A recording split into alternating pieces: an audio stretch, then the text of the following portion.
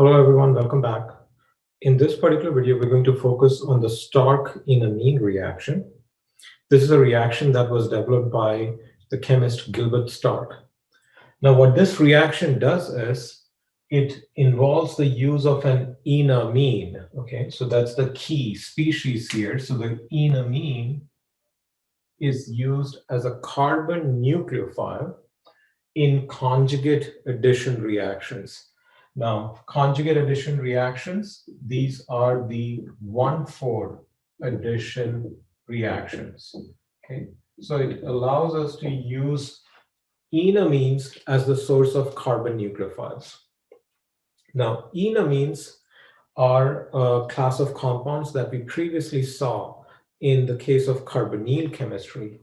And an enamine, as the name suggests, it's a molecule which has both an alkene functional group and it has an amine functional group in it.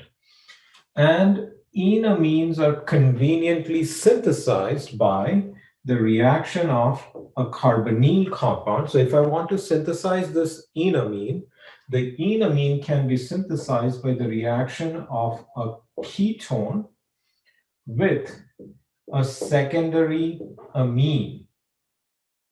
Okay, a ketone with a secondary amine. So you can notice that the R here is coming from the ketone, and we have the carbonyl group and the methyl group here. So that's our alpha carbon here and the alpha hydrogens on it. And this part here is coming from a secondary amine. So that's what gives us the enamine. So when a carbonyl compound, a ketone, is reacted, or it could be an aldehyde, but something with alpha hydrogens on it. Okay, that's more important. This carbonyl compound should have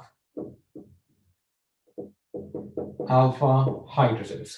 So when you have a carbonyl compound with alpha hydrogens that's reacted with secondary amines in presence of a catalytic amount of an acid, that gives us the enamine. Now the enamine looks very much like an enolate or an enol. In fact, it's more similar to an enol because this is a neutral species. And so through resonance, the enamine can actually serve as a source of a carbon nucleophile because you can do resonance using that nitrogen lone pair, which puts electron density on that alpha carbon. So notice this was the alpha carbon, and we have the electron density at the alpha carbon. So it makes the alpha carbon nucleophilic. Okay, that is nucleophilic now. So that's the resonance here. And this enamine can now attack any alpha beta unsaturated carbonyl compounds. It can do a conjugate addition. So it can go and attack this beta carbon in the alpha beta unsaturated compound, which would give us a 1,4 addition or a conjugate addition. So as we've seen before, this addition involves the attack at the beta position. The double bond moves over, and then this double bond opens up, and that leads us to the product. Now we will look at a specific example later, but first talk about, okay, why the enamine chemistry? Why do we have to do this? Now the enamines, as I mentioned, okay, this acts as a carbon nucleophile or a Michael donor. This is in a conjugate addition reaction. And what's more important is that the enamine here, this is the equivalent of a singly stabilized enolate. So if you consider a simple enolate that is stabilized by just one resonance form, the enamine here is the equivalent of this singly stabilized enolate. So, but the issue is that these singly stabilized enolates, these are bad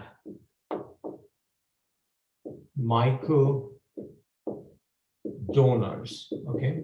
These are not good at doing a Michael addition reaction or a conjugate addition reaction.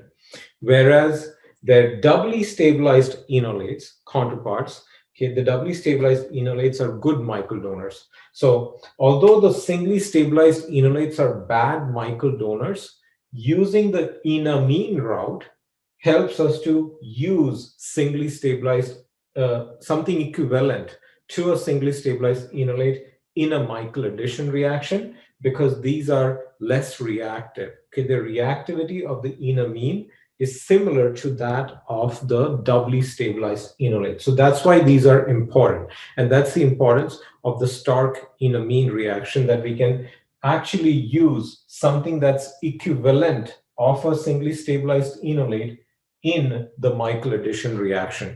Let's look at an example of the use of the Stork enamine reaction here. So what we have here is a carbonyl compound, and we have the reaction conditions here. First, we are reacting it with a secondary amine in presence of catalytic amount of acid. So this is the step that would result in the formation of the enamine. And then second, we are reacting it with an alpha beta unsaturated compound. Third, we are following it up with a water workup, or like an acidic workup here. Okay, so let's go through the steps one by one. So the first step, when we react this carbonyl compound with the secondary amine in presence of catalytic amount of acid. Now this acid here could be para-toluene sulfonic acid. Okay, so H plus in this particular step could be para-toluene sulfonic acid, or it could be sulfuric acid. Any of those two, but the most common organic acid would be the para-toluene sulfonic acid. So when we do this reaction, this is going to yield us the enamine.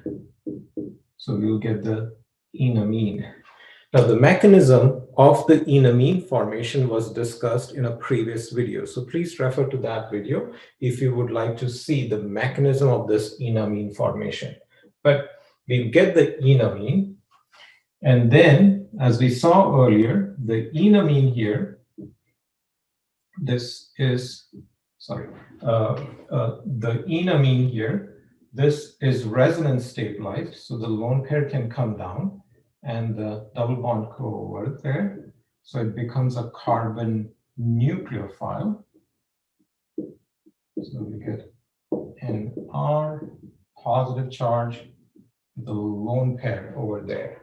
And that is our alpha carbon for this carbonyl compound. So as far as this carbonyl compound is concerned, these are both alpha carbons. So in principle, the enamine could have been formed on either side. I could have drawn the double bond to the right or to the left. They would both be identical.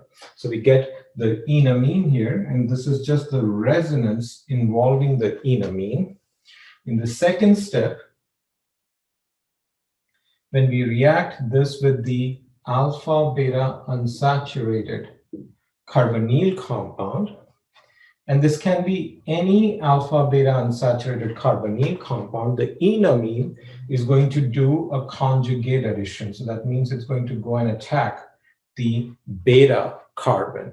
Okay, so the 1,4 addition is what's going to happen. So it attacks the beta carbon, the double bond here moves up to the space between alpha carbon and the carbonyl carbon, and the carbonyl double bond O opens up, such that our next intermediate is going to be double bond N, R positive charge. And now the alpha carbon here is connected to the beta carbon. And the beta carbon, okay, the beta carbon here is connected to the alpha carbon, carbonyl carbon, oxygen, and then a methyl group. There is a bond between the alpha of the enamine and the beta of the alpha beta carbonyl compound. We can probably call these beta prime and alpha prime so that we are able to differentiate between the two. So we have beta prime here, alpha prime is here.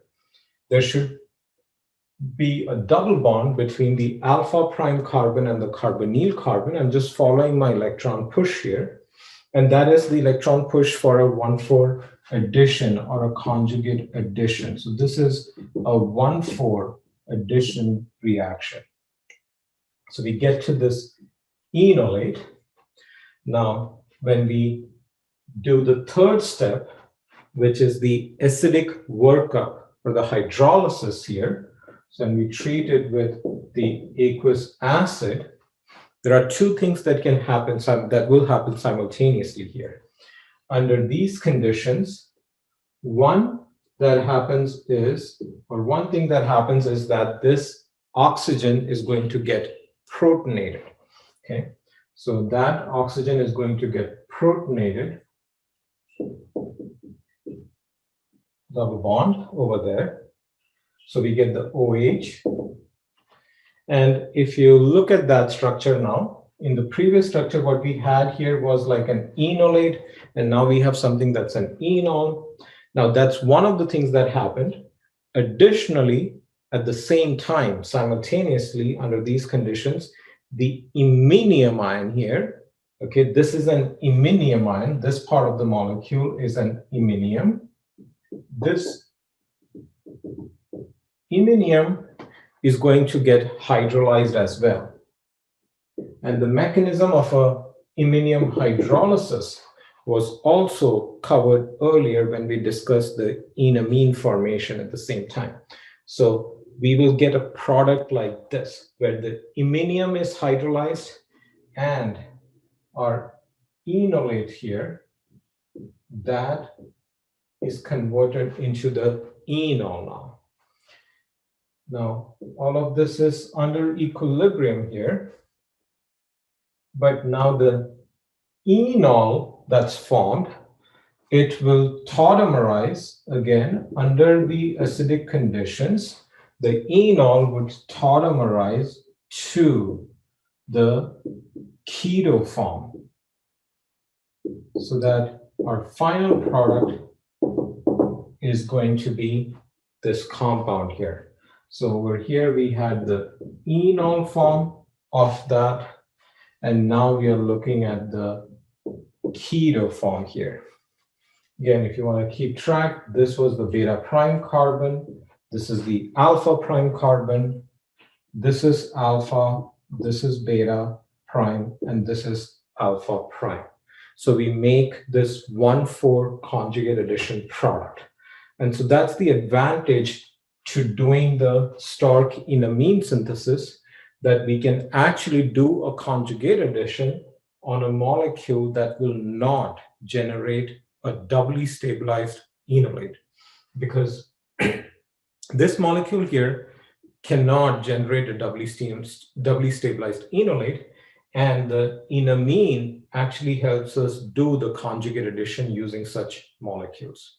So I hope you find the video helpful. Like I mentioned, there are several mechanisms here that were previously covered, so I haven't gone into the details of those mechanisms. So the imine formation, the iminium hydrolysis, and the keto enol tautomerism. All of these have been covered in previous videos. I hope you find this helpful. Bye.